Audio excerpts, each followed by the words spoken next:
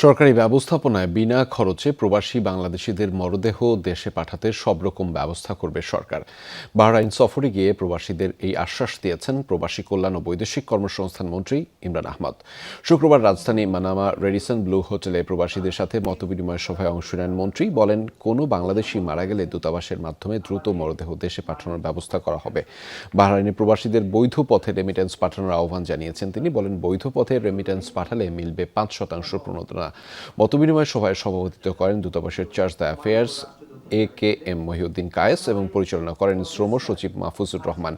সভায় বিশেষ অতিথি ছিলেন ডক্টর আহমেদ মুনিরুস সালেহিন, মোহাম্মদ হামিদুর রহমান, ডক্টর মোহাম্মদ নজরুল ইসলাম।